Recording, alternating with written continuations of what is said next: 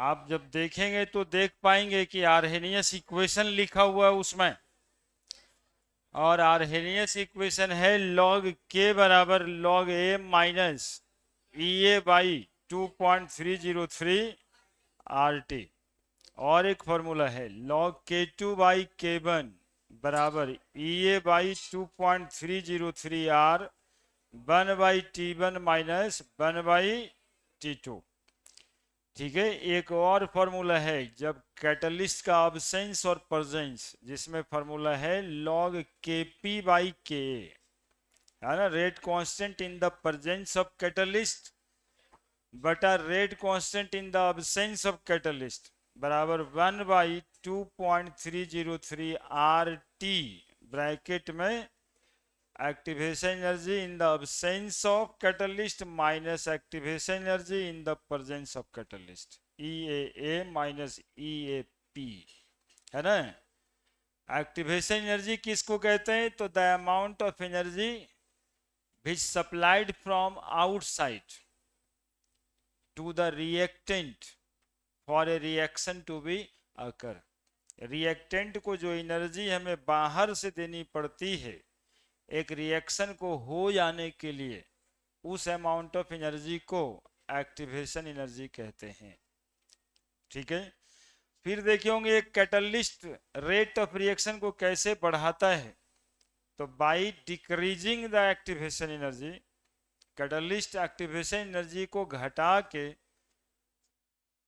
Rate of reaction को बढ़ा देता है। देखिए ये सब। और उसी तरह से पूछा जाए कैटलिस्ट डिक्रीज कैसे करता है रेट ऑफ रिएक्शन को, तो by increasing the activation energy, है ना, एक्टिवेशन एनर्जी बढ़ा करके रेट ऑफ रिएक्शन को घटा देता है। ये सब बातें आपको दिखाई देने लगेगा, पढ़िएगा तब, कॉपी पलटिएगा सिर्फ तब, है ना। ऐसे आपके बगल वाला सब जो है ना, सब बहुत बढ़िया से सोया है, इसका टेंशन आपको नहीं लेना है ना, गप करते हैं खाली।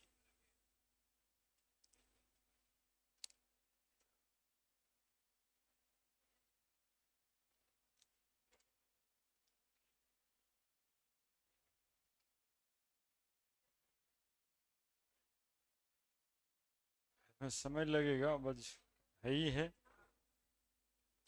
एक बात पढ़े थे, टेम्परेचर कोएफिशिएंट पढ़े थे कि हर 10 डिग्री सेंटीग्रेड टेम्परेचर बढ़ाने से एक रिएक्शन का रेट ऑफ रिएक्शन दोगुना हो जाता है ना। This is called temperature coefficient.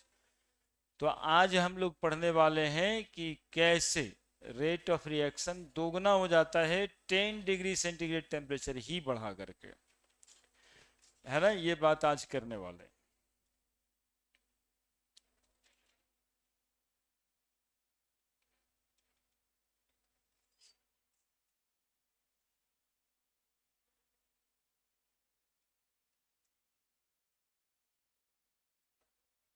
क्या करेगा, लोड ही होगा खाली क्या, कैंसिल कर दें। तुम ले लिया था पिछले दिन पीडीएफ, ले लिया था, उसी के लिए बचा हुआ कि इरेगुलरिटीज हो गया ना, इसलिए इसको छोड़ दिए थे कि भाई जो चाहते हैं कि ना हमको पूरा नोट्स चाहिए तो ये उसी का काम आएगा। 2 मिनट लगता है तो लगने दीजिए।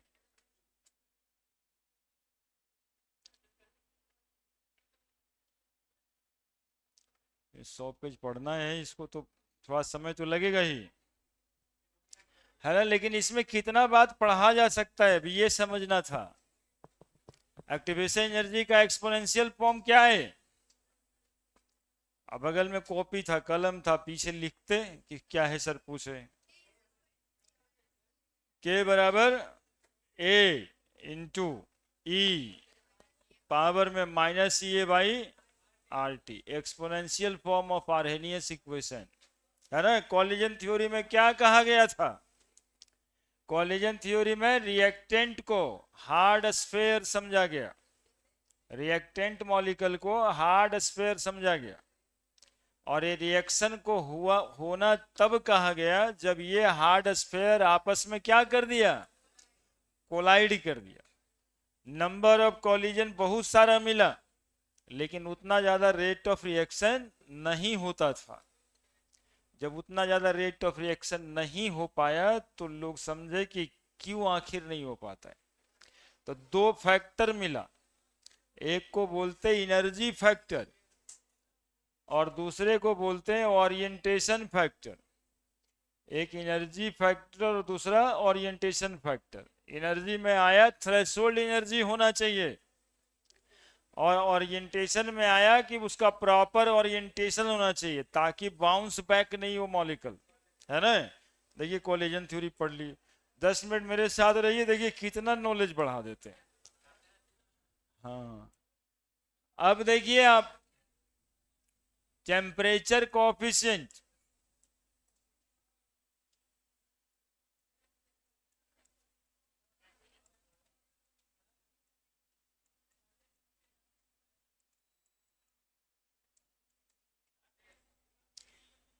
Of chemical reaction.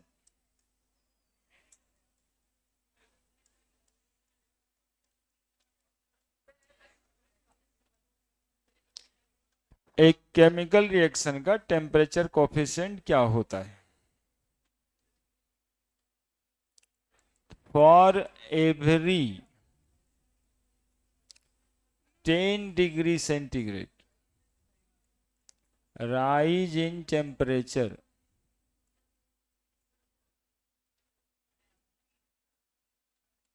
the rate of reaction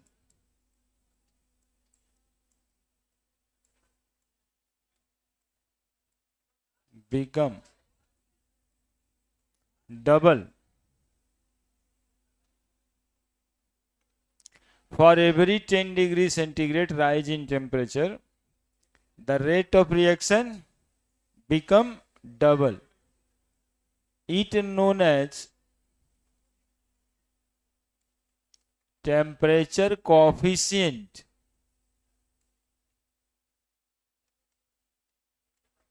of the reaction.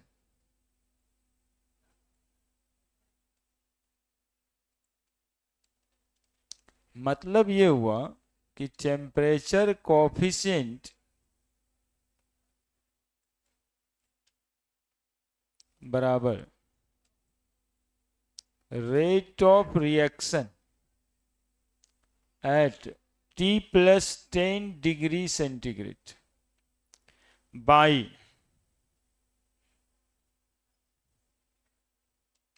rate of reaction at T degree centigrade. और ये कितना आता है? 2, है ना।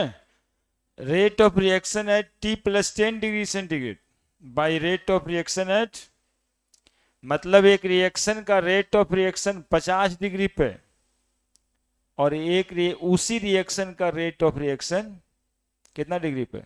60 डिग्री पे। तो यदि टेम्परेचर 50 डिग्री से 60 डिग्री बढ़ाए तो रेट ऑफ रिएक्शन कितना बढ़ जाएगा? 2 टाइम्स हो जाएगा। This is called temperature coefficient, है ना। For every 10 degree centigrade rise in temperature the rate of reaction become double. लिखिए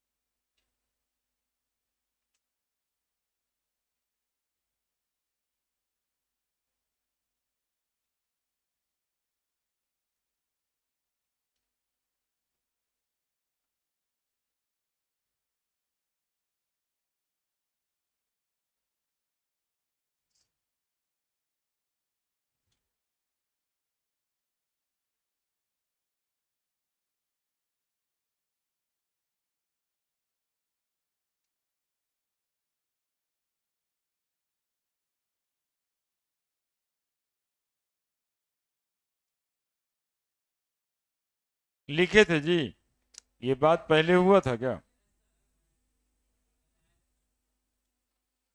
50 डिग्री सेंटीग्रेड टेम्परेचर बढ़ा देंगे रिएक्शन का, तब क्या हो जाएगा रेट ऑफ रिएक्शन?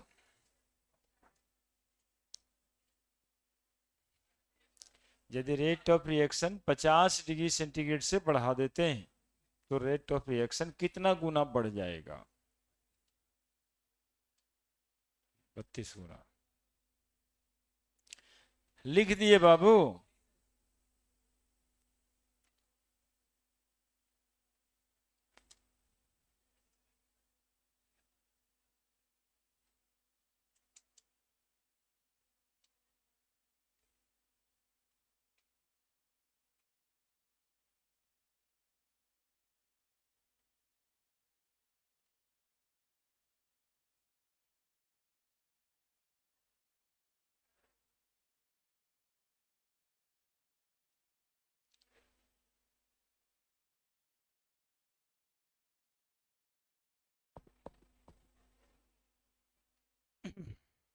बढ़ते हैं नहीं, हर 10 डिग्री सेंटीग्रेड टेम्परेचर बढ़ाने से रेट ऑफ रिएक्शन, बोलो ना कितना हो जाता है? दोगुना हो जाता है ना? जैसे किसी रिएक्शन का रेट ऑफ रिएक्शन अभी 10 मोल पर लीटर पर सेकेंड है, तो 10 डिग्री सेंटीग्रेड बढ़ा दिए तो उसका रेट ऑफ रिएक्शन हो जाएगा 20 मोल पर लीटर पर सेकेंड, सीधा दोगुना हो जाएगा। और फिर 10 डिग्री बढ़ा देंगे तो फिर जहां पे है उसका दोगुना हो जाएगा। फिर 10 डिग्री बढ़ाएंगे तो जितना है उसका दोगुना हो जाएगा, है ना? तो rate of reaction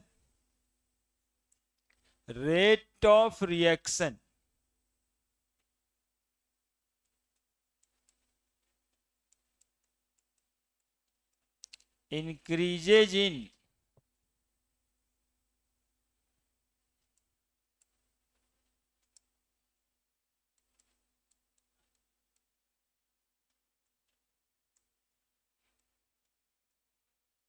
geometric progression of 2 to the power n, है ना? 2 to the power n, geometric progression of 2 to the power n, where n is equal to, ठीक है, where n is equal to जो temperature बढ़ा हुआ है T2 minus T1/10, कहां से कहां तक बढ़ाए, है ना? जैसे कि इसको एक सवाल से समझिए, when a reaction occurring at 50 degree centigrade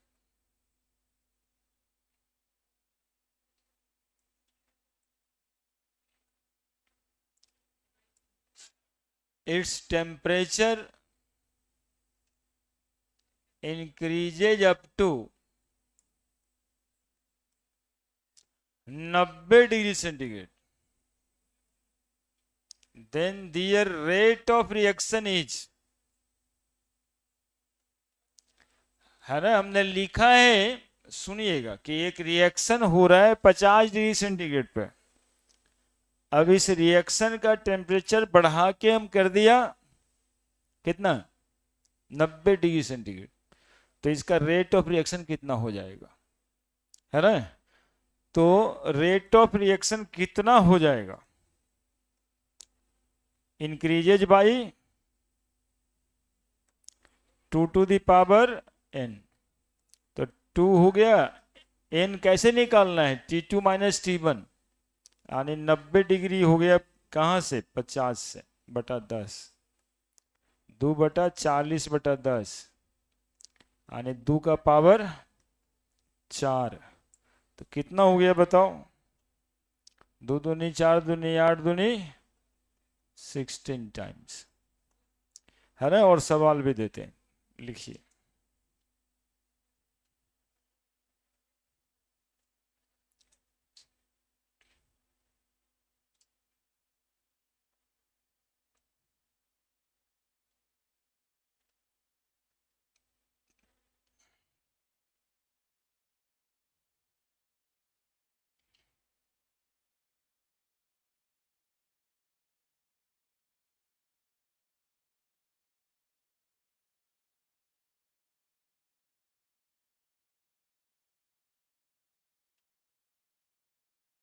पढ़ लो बाबू, पढ़ लो। यही मौका है, फिर ये मौका कहाँ मिलता है।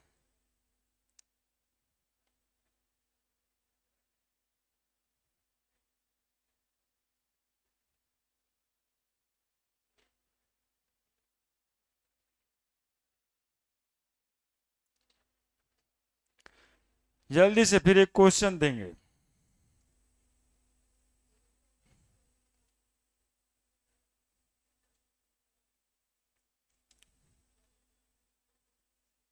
हम्म,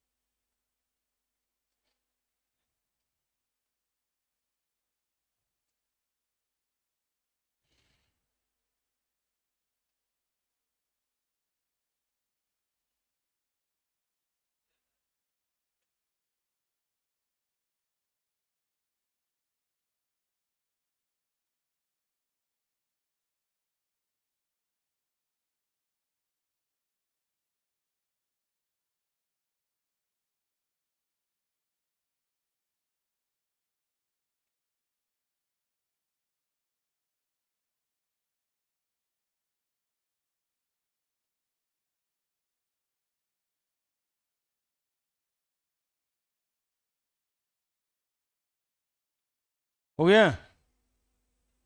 बड़े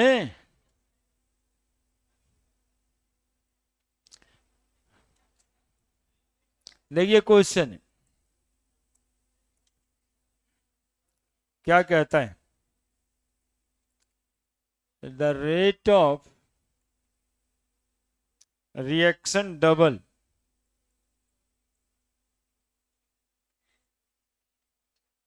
when its temperature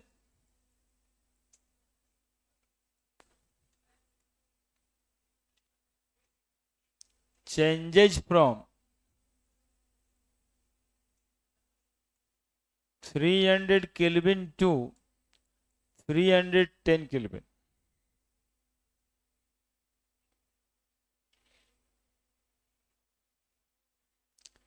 If the temperature raised by 50 degree centigrade, the rate of reaction increases by about 10 time, 24 time, 32 time, D 64 time.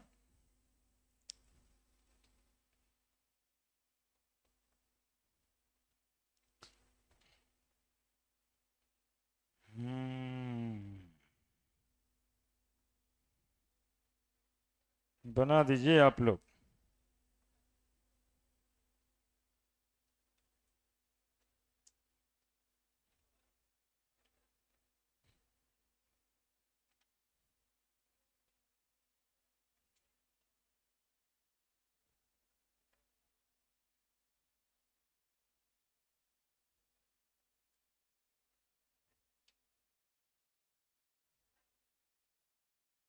क्या हो गया जी।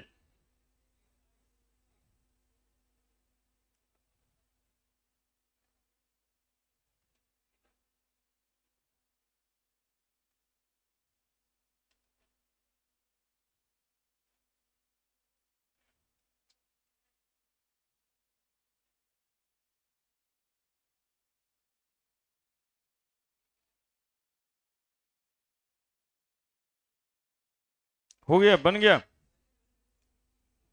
कंफर्म। 50 डिग्री सेंटीग्रेड बढ़ा है तो बढ़ा हुआ 50 है तो 50/10 है ना। इससे तो कोई मतलब नहीं, ये तो आप जानते हो। कि rate of reaction double when your temperature changes from 300 to 310 kelvin. 10 kelvin temperature बढ़ा है, रेट ऑफ रिएक्शन दोगुना होता है। This is called temperature coefficient, ये तो पता ही है। If the temperature raised by 50 degree centigrade, तो हम लोग जो लिखा करते थे है ना, rate of reaction increases by,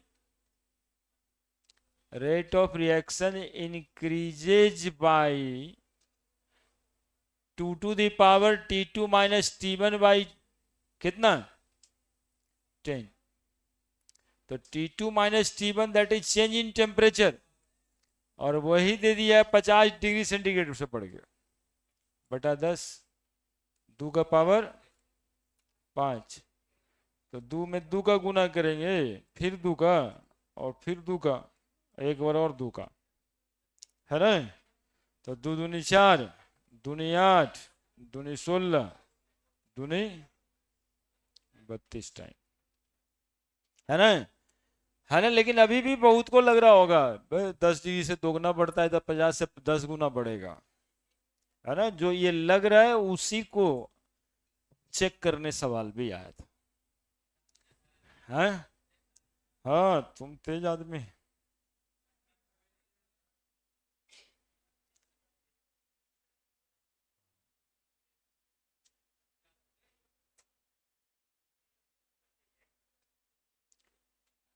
हम दो वहाँ पे तेज आदमी है, बाकी सब तेज आदमी नहीं है। वो दोनों चक्कर के इन्फ्लुएंस में रहता है खाली, वो सबको मेहनत करना चाहिए। 300 में 70 को 80 ठो नंबर लाने से आईआईटी मेंस क्वालिफाई कर जाता है। जानते हो कितना? 320 में 80, ठीक है। 320 में 80 को नंबर लाने से। लेकिन होता क्या है कि आपको आता है 25 number, 20 number, minus 10 number, 0 number. काहे कि आपको लगता है कि ऐसे भी तो कुछ नहीं है बनने वाला है, तो सभी टिक करके आ जाए।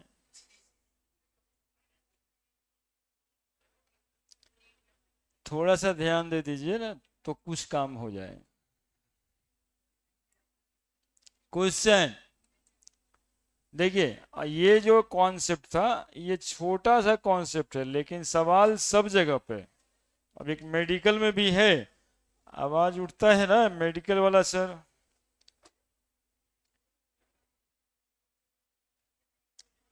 If the temperature is increased from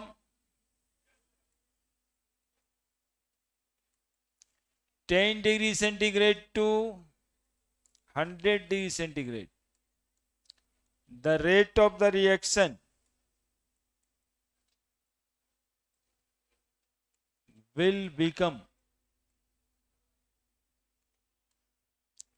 256 time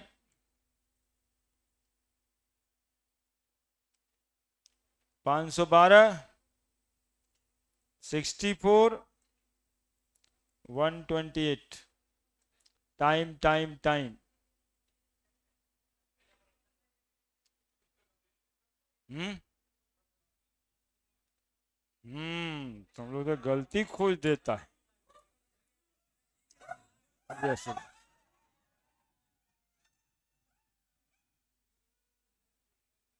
देखे,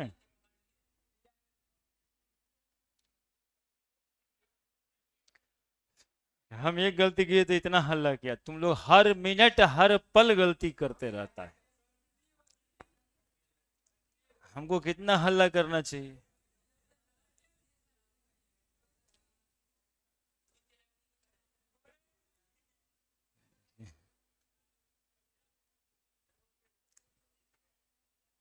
If the temperature increases from 10 degree centigrade to 100 degree centigrade, the rate of reaction will become, कितना हो जाएगा रेट ऑफ रिएक्शन, कितना हो जाएगा?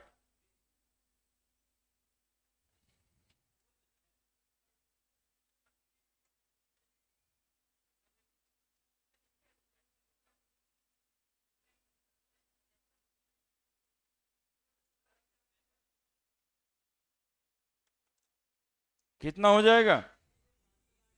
2 to the power n, तो 2 to the power 9 लिख दें।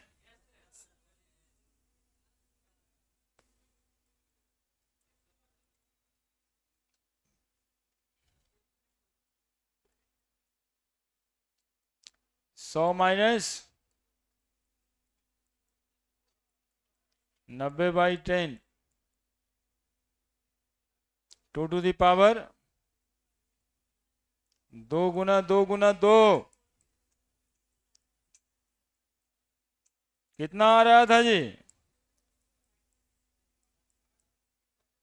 1 2 3 4 5 6 7 8 9, 2 दूनी 4, दूनी 8, दूनी 16, दूनी 32, दूनी 64, दूनी 128, दूनी 256, दूनी 512,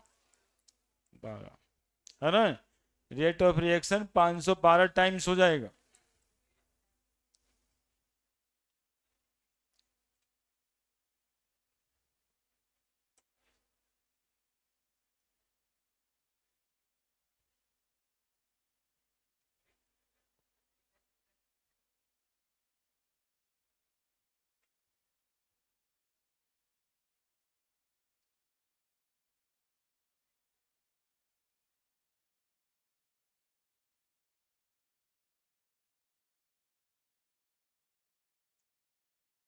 अब है एक और बात जानना कि क्यों 10 डिग्री टेम्परेचर बढ़ाने से रेट ऑफ रिएक्शन दोगुना हो जाता है?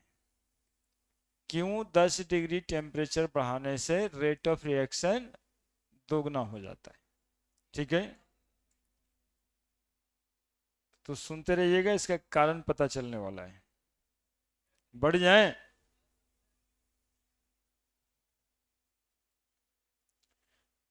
तो how the rate of reaction 2 times, question ही कर देते, how the rate of reaction double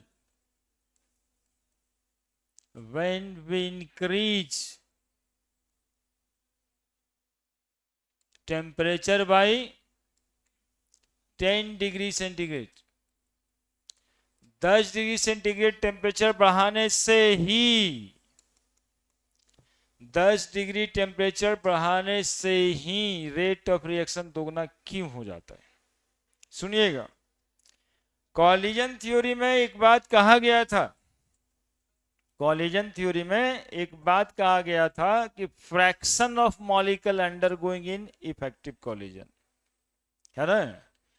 बहुत सारा मॉलिक्यूल कोलाइड तो करता है, लेकिन उसमें कुछ ही भाग,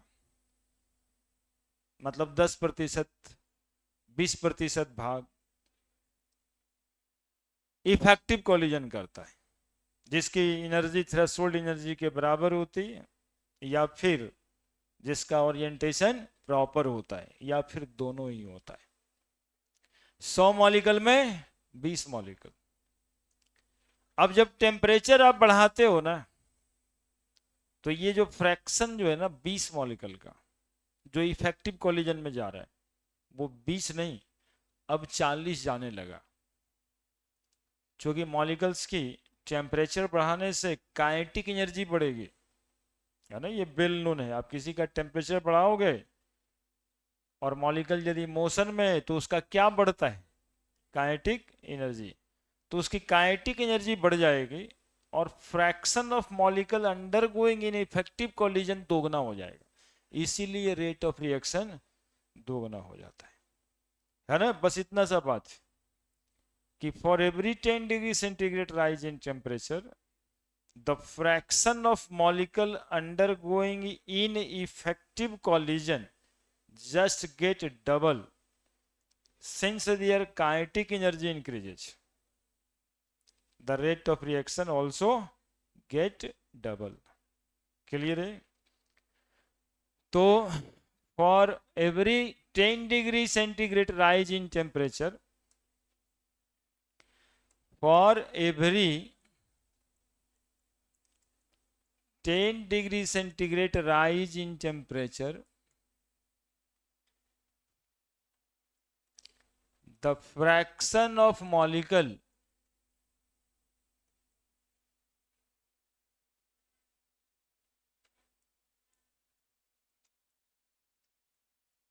undergoing in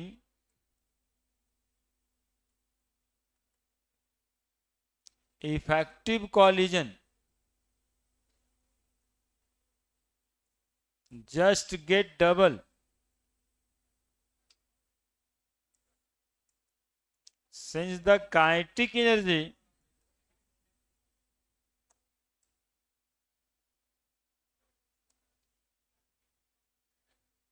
average kinetic energy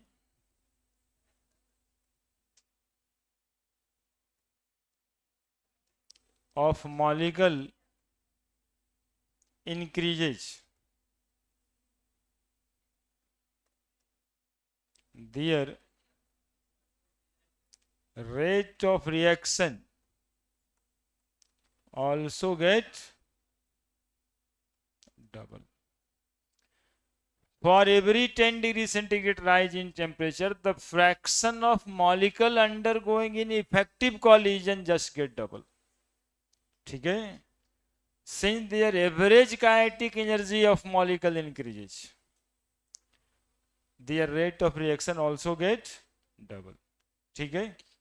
rate of reaction double क्यों हो जाता है? तो fraction of molecule undergoing in effective collision double हो जाता है, इस वजह से है ना। 100 मॉलिक्यूल में इफेक्टिव कॉलिजन 20 मॉलिक्यूल जा रहा है 10 डिग्री पे, तो टेम्परेचर 10 डिग्री को बढ़ा करके यदि 20 डिग्री कर देते हैं तो उसी 100 में से अब 40 मॉलिक्यूल इफेक्टिव कॉलिजन में जा रहा है। तो जितना ज्यादा number of molecule effective collision में जाएगा उतना ज्यादा ही उसका रेट ऑफ रिएक्शन बनेगा।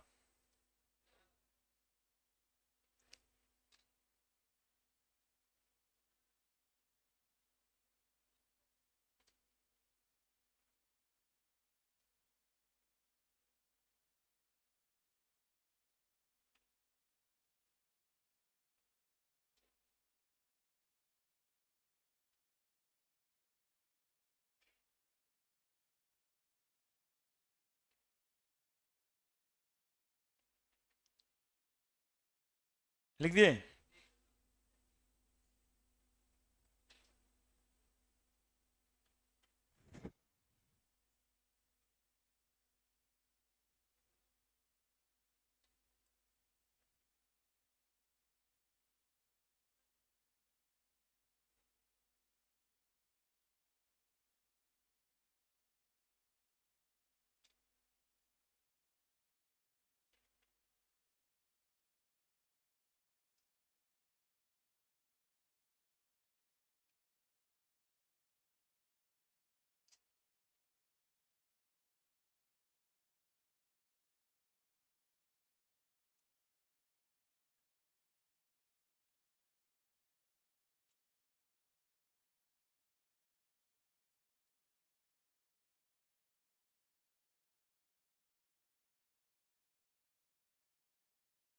लिखे?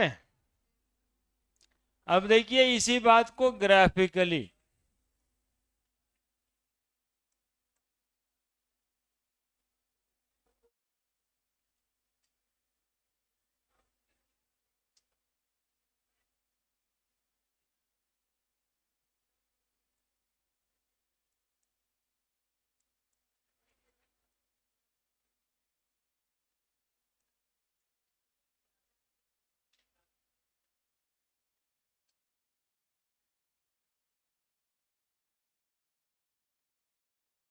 देखना जी, फ्रैक्शन ऑफ मॉलिक्यूल और एनर्जी के बीच ग्राफ खींचे।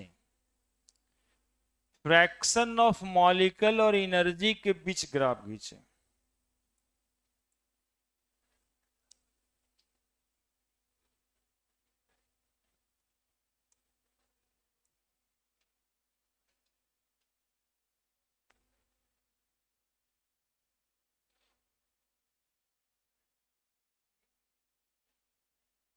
ठीक है? T डिग्री सेंटीग्रेड पे इतना फ्रैक्शन ऑफ मॉलिक्यूल दिखाई पड़ रहा है। और यहां पर जब आया ना एनर्जी, तो एक रिएक्टेंट मॉलिक्यूल किस एनर्जी पे पहुंचा? थ्रेशोल्ड एनर्जी पे पहुंचा। एनर्जी तो रिएक्टेंट मॉलिक्यूल को होगा ही, है ना, किसी भी मॉलिक्यूल को एनर्जी होता है, लेकिन थ्रेशोल्ड एनर्जी पे पहुंचते इतना लगा। तो अब बताइए कि इतना फ्रैक्शन ऑफ मॉलिक्यूल, इतना फ्रैक्शन ऑफ मॉलिक्यूल है ना, 100 होगा पूरा, 20% fraction of molecule effective collision में जाने लगेगा। तो this is the molecule which undergoing effective collision at T degree centigrade. अब T+10 डिग्री सेंटीग्रेड पे ग्राफ खींचते हैं।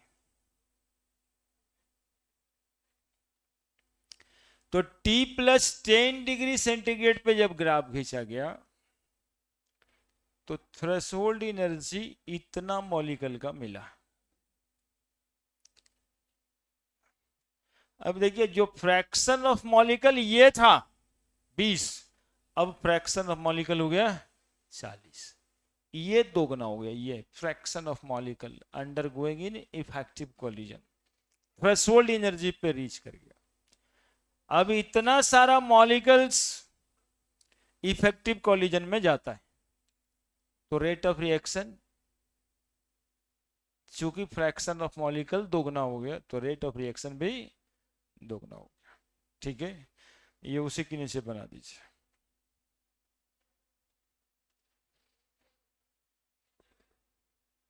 ए, काहे के लिए वो संकन को रखा है रे?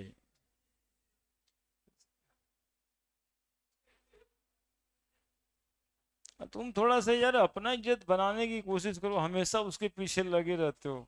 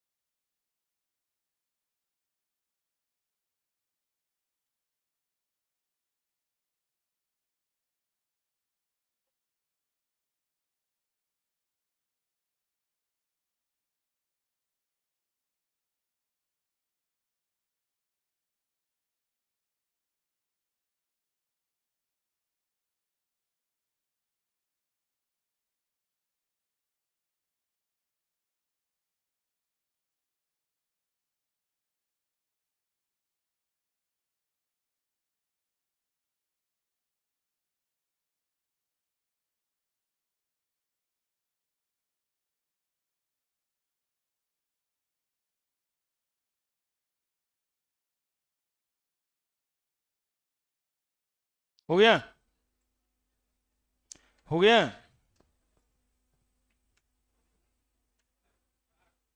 बढ़ जाए?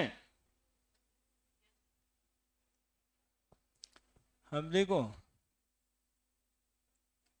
सम स्पेशल केस करके लिख देना, टॉपिक वैसे एक एक करके सब बता दिए।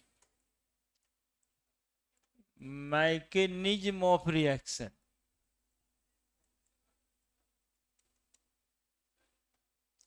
है ना? देखो इसमें क्या समझना रहता है बाबू रे, देखो इधर,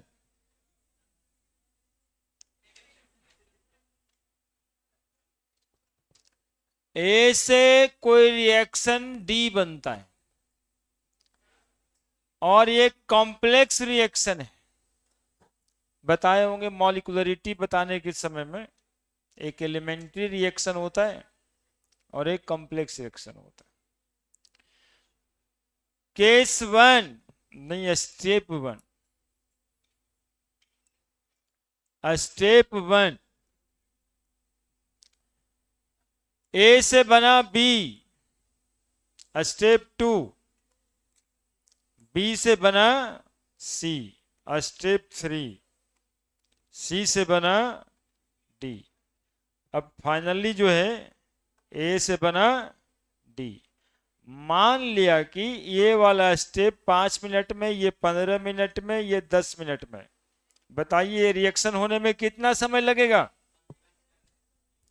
हाँ 15 minute, that is called the slow step. समझिएगा, स्लो स्टेप को कहते हैं रेट डिटरमाइनिंग स्टेप। यदि इस केमिकल रिएक्शन का, यदि इस केमिकल रिएक्शन का रेट ऑफ रिएक्शन लिखने के लिए बोलेगा तो रेट ऑफ रिएक्शन बराबर क्या लिखेंगे? K इंटू बी का पावर 1। जो स्टेप स्लो स्टेप में होगा उसी स्लो स्टेप का, उसी स्लो स्टेप का जो रिएक्टेंट होगा उसके कंसंट्रेशन पे रेट ऑफ रिएक्शन डिपेंड करेगा।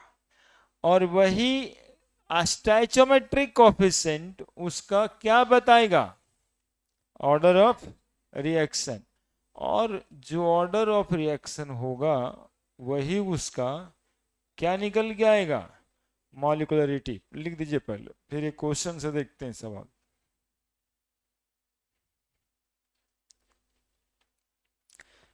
इतना बात शायद पहले भी किए हैं।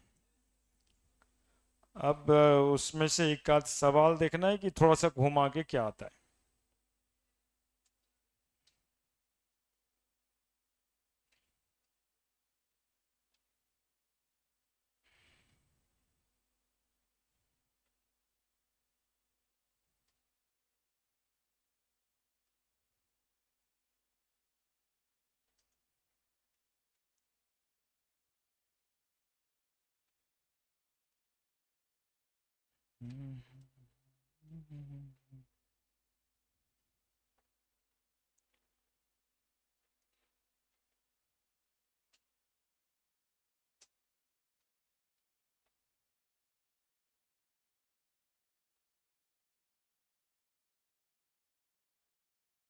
अगली क्लास में आप लोगों का ऑर्गेनिक केमिस्ट्री शुरू करेंगे, +2 वाला हेलोल्केन से पहला चैप्टर, इसी टाइम पे।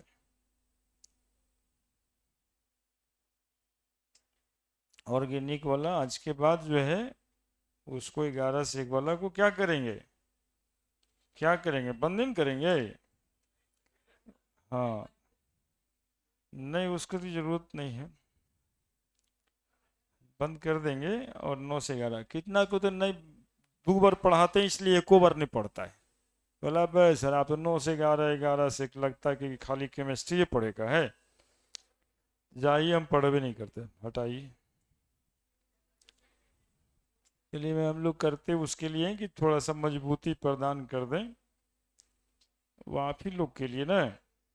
अब तो हम थोड़ा हमको भी आराम हो जाएगा।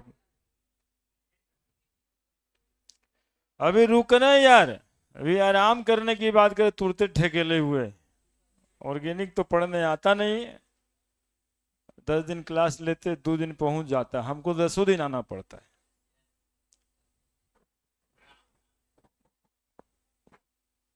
तुम्हारे लिए आराम आराम है ना, हमारे लिए वो है। लिख दिया। अब देखो, देखो बाबू क्या सवाल है, इस सवाल को कैसे बनाया जाए यदि ये आता है तो। अरे अभी तो था।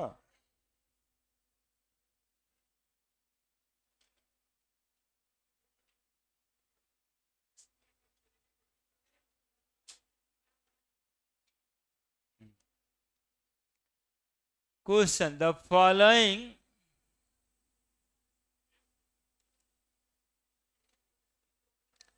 mechanism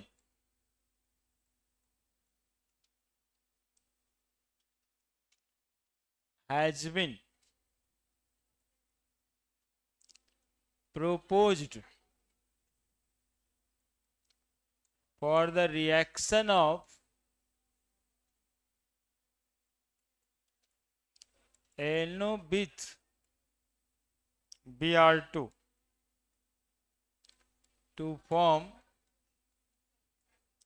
NOBr.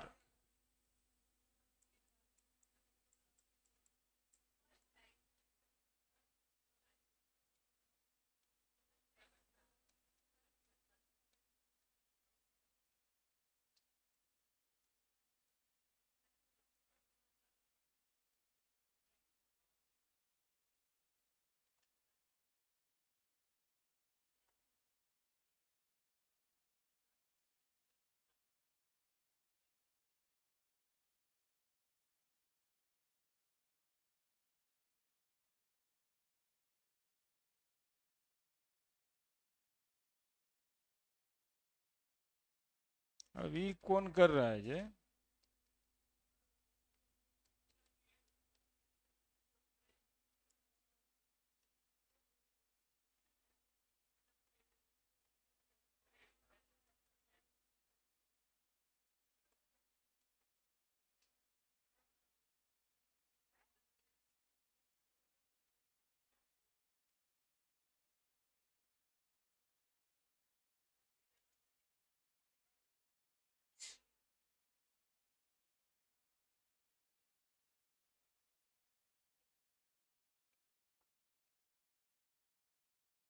के बजा रहा था ये?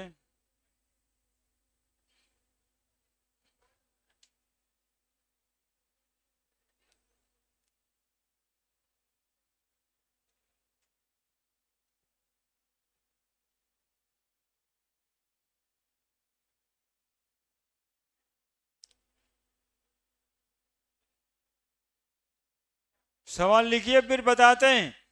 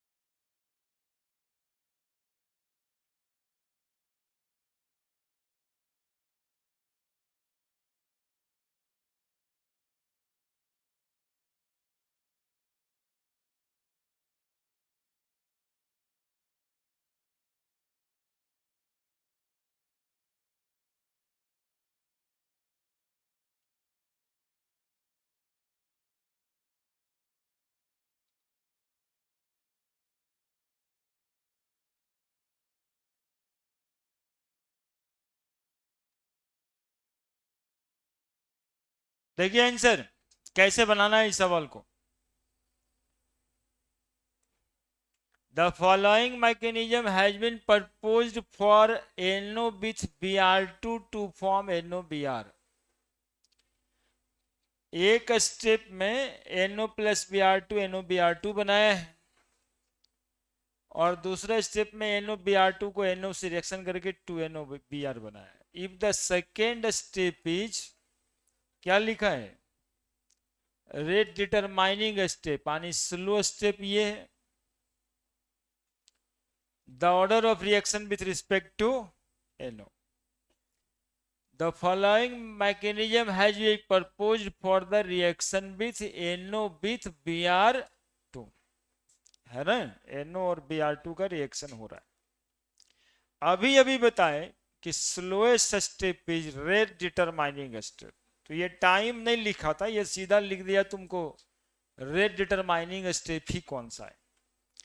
जब रेट डिटरमाइनिंग स्टेप पता हो तो हम लोगों को क्या लिखना चाहिए, रेट ऑफ रिएक्शन बराबर क्या लिखेंगे, बोलो ना जी, के इंटू, और इससे पता चलता है जिंदा हो या फिर वैसे ही सांस चल रहा है खाली, जिंदा रहो। देखो ये बोलोगे तो जिंदा हो, बाकी लंदफन तो सुअर भी बोलता रहता है।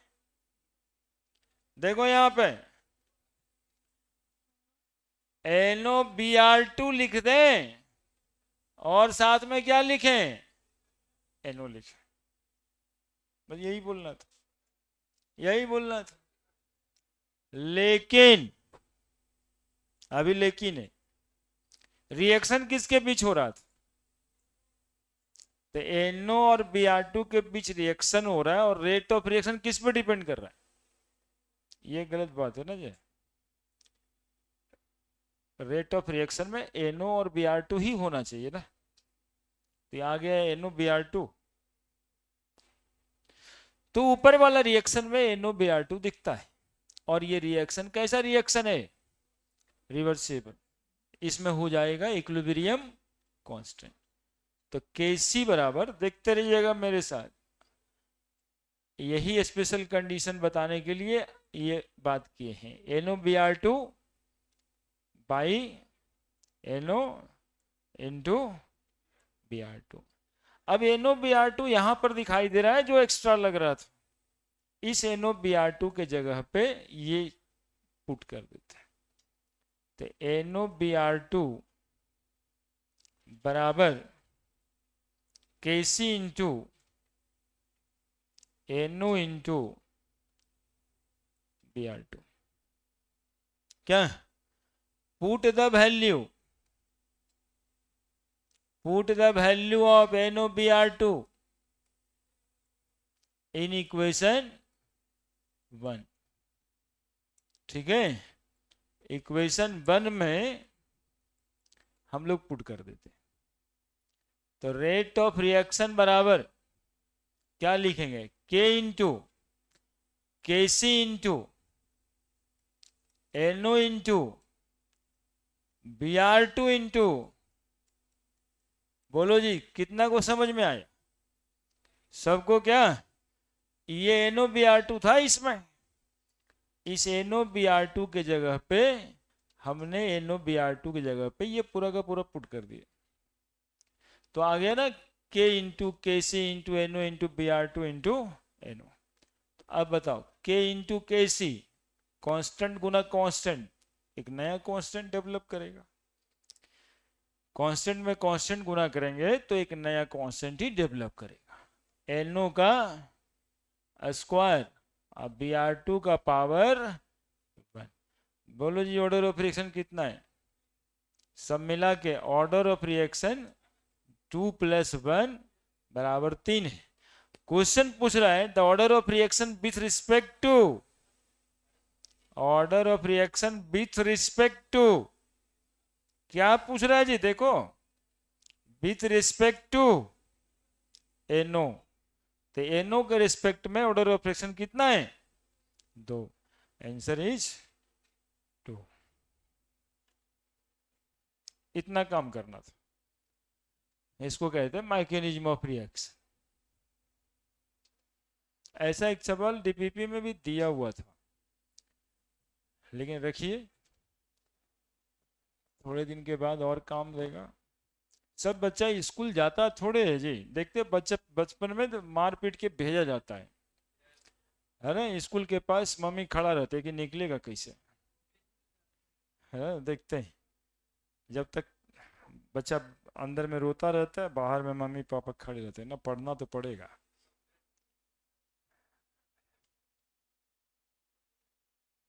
उसी तरह का बात है, हम डीपीपी देने का काम मेरा है और आप उस पे कुछ भी कर सकते हैं। जैसे वो 3 को देखो भूंजा खाता है, शाम में खोमचा बना लेता, भूंजा खाने लगता, रोटी बांधता है देखिए,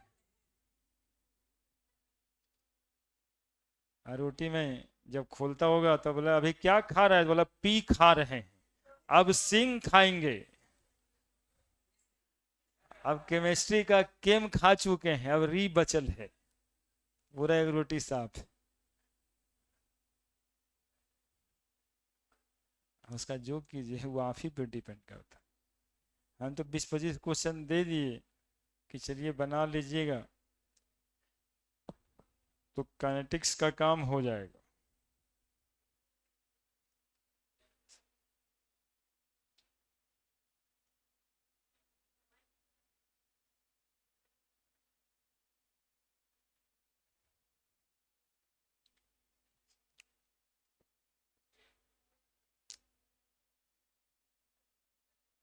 तो अगले दिन से क्या होगा, haloalkane haloarene, alcohol phenol ether, aldehyde ketone, और कार्बोक्सिलिक एसिड तो है ही एल्डिहाइड कीटोन में, एमाइंस, ठीक है। साथ साथ में थोड़ा सोचिए कि पढ़ना है, तो लास्ट हो रहा है, बहुत शेर खेल लिए, नहीं बहुत भागा भागी कर लिए, है ना, मतलब कौन सा डिग्री ले चुके हैं आप, कौन फ्री फायर के सिपाही तो है ये हैं, है ना, फ्री फायर के सिपाही तो है ही हैं। अब जो है ना आगे थोड़ा बढ़िए।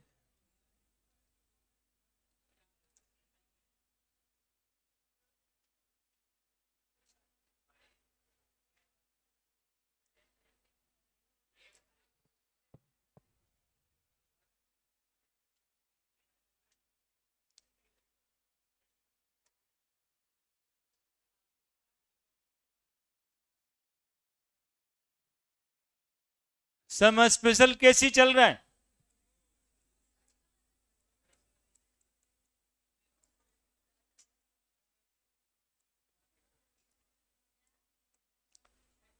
SIDO first order reaction,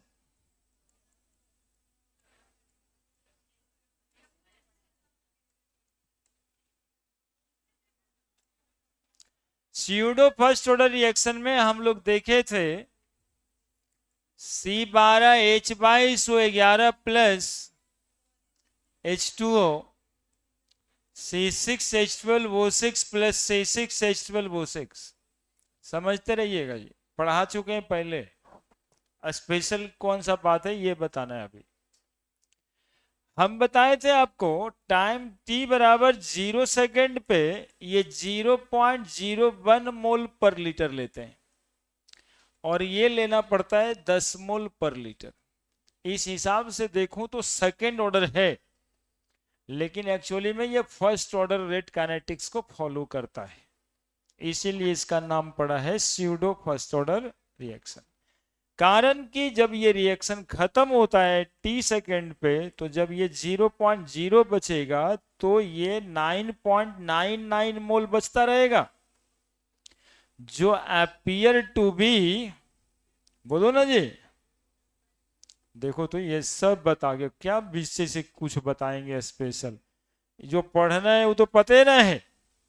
appear to be constant, है ना, एक रिएक्टेंट काफी लार्ज अमाउंट में लेना होता है, लेकिन रिएक्शन के दरमियान इसका खर्च बहुत ही कम होता है, that is appear to be constant.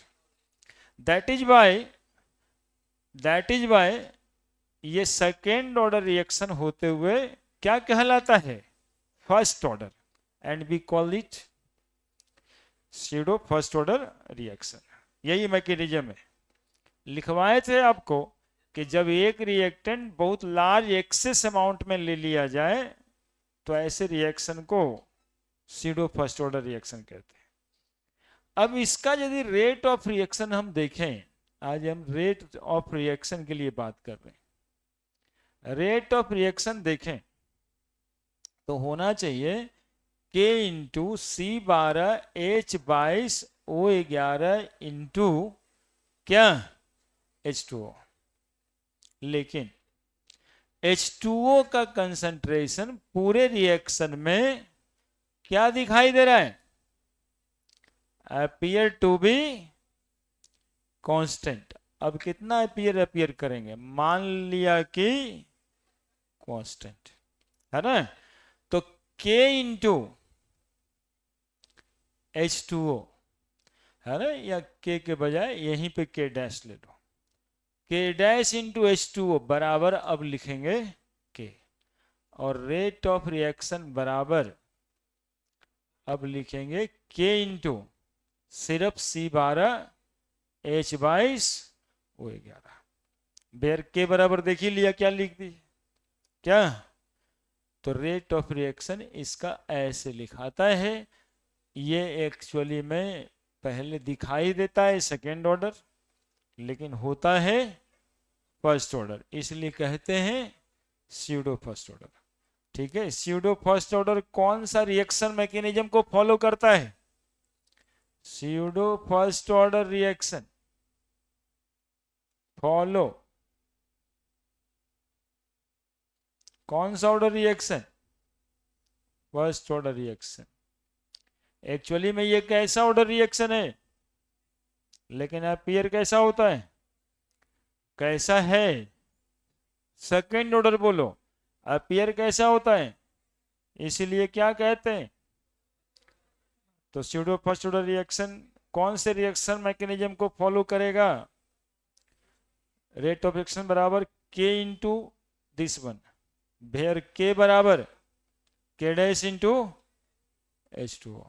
ठीक है, जनरली हाइड्रोजन वाटर का कंसंट्रेशन 55.55 मोल रहता है क्वेश्चन में, है ना, 55.55 मोल रहता है। लिखिए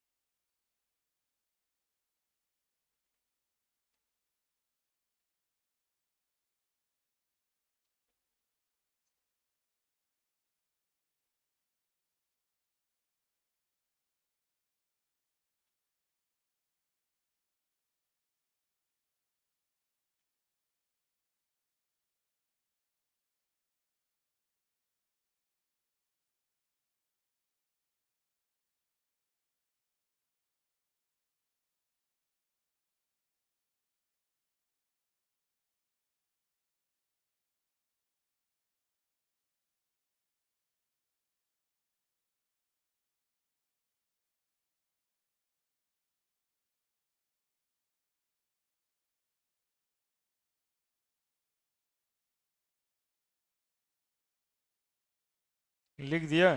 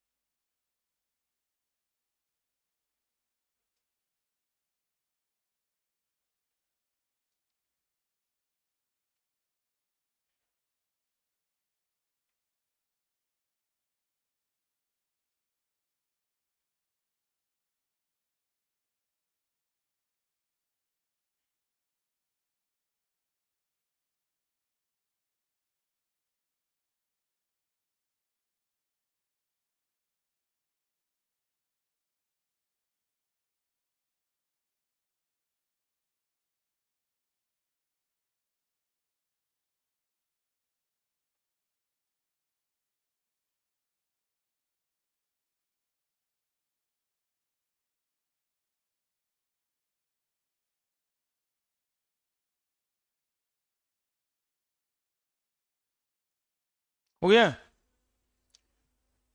हो गया बाबू। तो पूछा क्या जाएगा यहां से बात, स्यूडो फर्स्ट ऑर्डर रिएक्शन किस रिएक्शन मैकेनिज्म को फॉलो करता है, फर्स्ट ऑर्डर को। वहां पर जो रेट कांस्टेंट के किसके बराबर है उसमें एक इंफॉर्मेशन और छिपा हुआ है, रेट कांस्टेंट में वाटर का कंसंट्रेशन भी गुना हुआ है। इस के में फर्स्ट ऑर्डर तो है ठीक है, लेकिन ये वाला के और वहां वाला के में अंतर है। ये वाला के में क्या गुना किया गया है, वाटर, जो कंसंट्रेशन में। इसका एग्जाम्पल डिफिनेशन ये सब लिखवा दिए पहले।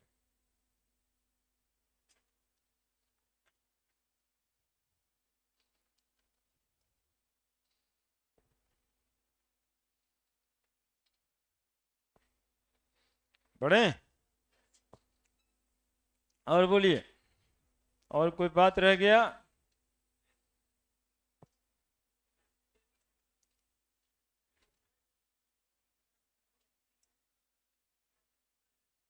Calculation of,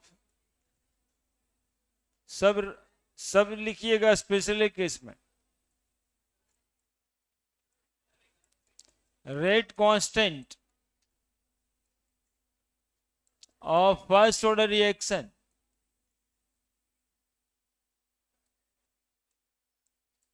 from volume collection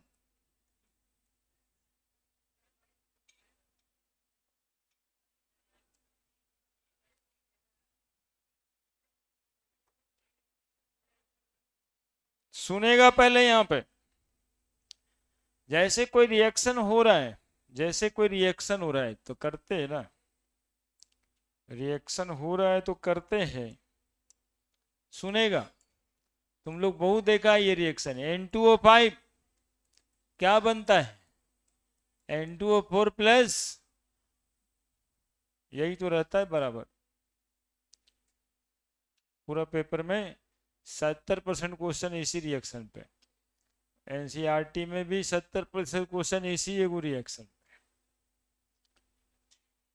2NO2 plus half O2। अब हम लोग रेट ऑफ रिएक्शन निकाले हैं जब N2O5 का कंसंट्रेशन दिया हुआ है, लेकिन इस बार N2O5 का कंसंट्रेशन नहीं दिया हुआ। ऑक्सीजन कितना वॉल्यूम कलेक्ट हुआ है ये दिया हुआ है और रेट ऑफ रिएक्शन निकालना है। ठीक है, जनरली रहता ये दिया हुआ है, ए था, एक्स गया तो ए माइनस एक्स बचा, तो रेट ऑफ रिएक्शन निकाल देते हैं। के बराबर 2.303 by T log A by a minus x.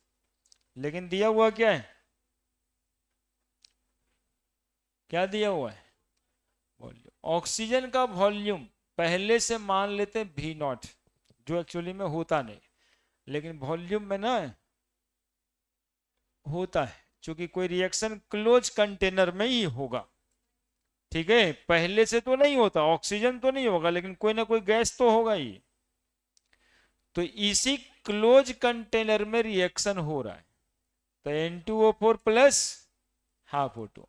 अब ये यदि गैसियस वॉल्यूम है इसके अंदर, तो मान लेते हैं कि पहले से वॉल्यूम कितना था, बी नॉट। अब यहां जीरो लिखना उचित लगता है क्या आपको, क्योंकि वॉल्यूम में कंटेनर के अंदर आपका रिएक्शन हो रहा है, कुछ ना कुछ वॉल्यूम तो होगा ही। अब इसमें से ऑक्सीजन आया,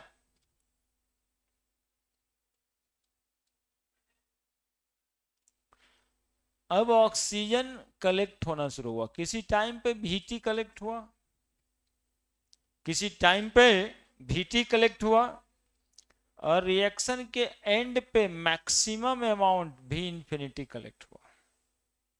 ठीक है, इधर पहले से टाइम t बराबर 0 सेकेंड पे a था, टाइम t सेकेंड पे a माइनस एक्स था, और इंफिनिटी सेकेंड पे टाइम t बराबर इंफिनिटी पे ये कितना हो जाएगा, 0।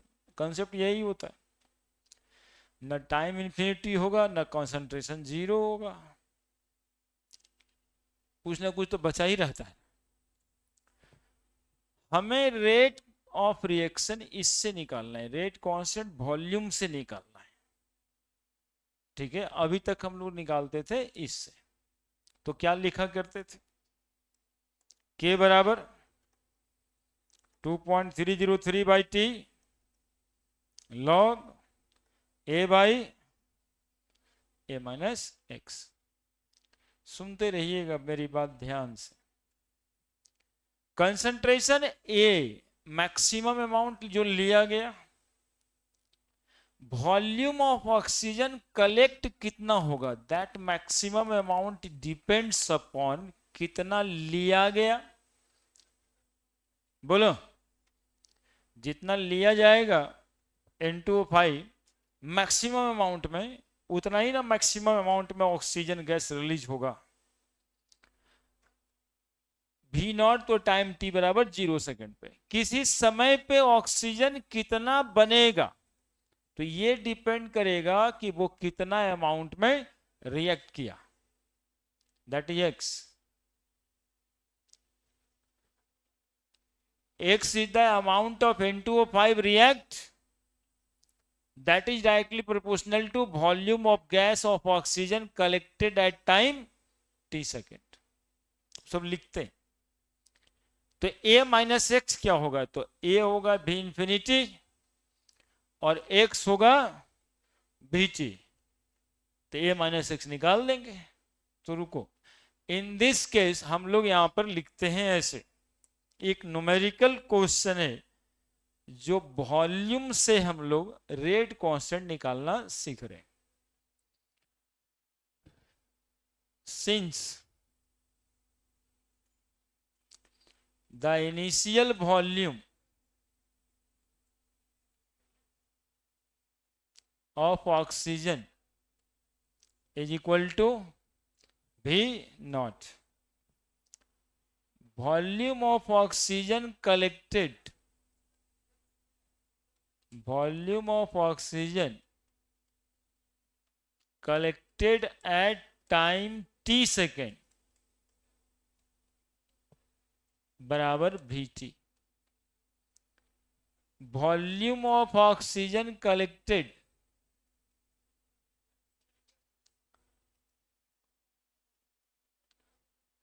एट टाइम t बराबर इंफिनिटी सेकेंड, भी इंफिनिटी, है ना। ये तीन चीज माने। अरे देखो यहां पे शुरुआत में ऑक्सीजन गैस का वॉल्यूम कितना ले लिए, किसी टाइम t पर कितना वॉल्यूम ऑक्सीजन का बना, और मैक्सिमम यानी इनफाइनाइट टाइम पे गैस का वॉल्यूम कितना था। बस इतना ही सब बात करना है। a by a minus x, ये फॉर्मूला हुआ करता था। तो since v infinity is directly proportional to कोई चीज, इस रिएक्शन में मैक्सिमम कितना बनेगा, तो जितना पहले से आप लिए उसी पर डिपेंड करेगा ना जी, कि 2 मोल लिए कि 10 मोल लिए हैं आप। तो इनिशियल कंसंट्रेशन पे क्या डिपेंड करेगा, फाइनल वॉल्यूम कलेक्टेड, ठीक है। दूसरा also volume of gas collected at time T, किस बात पे डिपेंड करेगा, कि कितना अमाउंट वो रिएक्ट किया टाइम टी सेकेंड पे, that is directly proportional to x। तो बताओ a minus x is directly proportional to, a की जगह क्या लिखेंगे और x की जगह क्या लिखेंगे, bt। देन k बराबर 2.303 बाई टी लॉग a की जगह लिखेंगे v इंफिनिटी और a माइनस एक्स, a की जगह x की जगह, ठीक है, लिख दीजिए।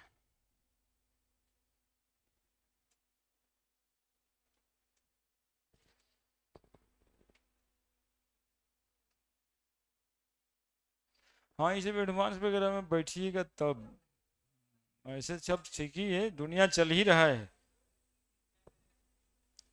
नहीं, दुनिया चल ही रहा है ना जी। अब अंकित रज्जक नहीं पढ़ता है तो दुनिया चलना बंद हो जाएगा कल से। हाँ?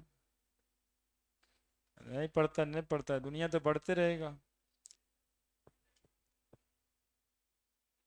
ऐसा नहीं है तो टेस्ट ले लेते हैं काइनेटिक्स का, हो जाए एक बार।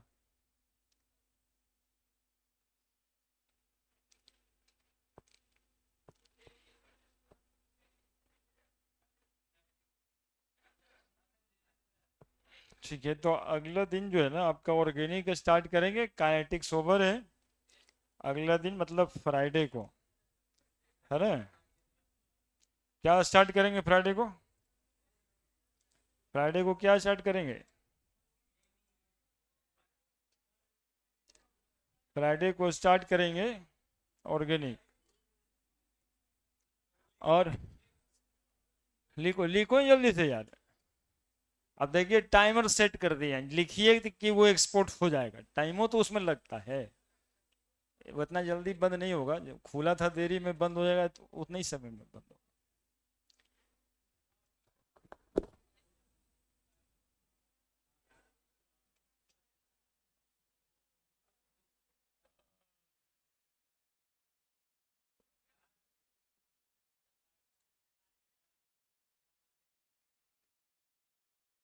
तैयार हो? अच्छा,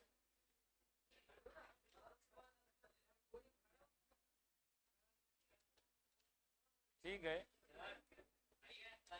हाँ, बैठो बैठो बैठो।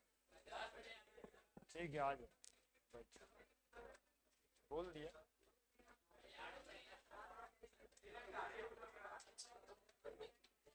केवल ज्यादा बदमाशी नहीं करिएगा।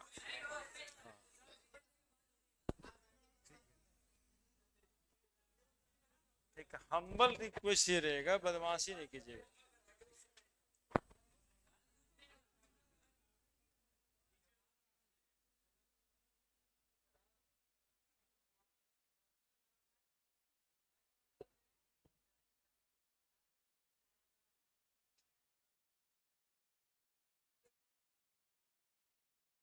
समय लगेगा बाबू, लिखो ना अभी।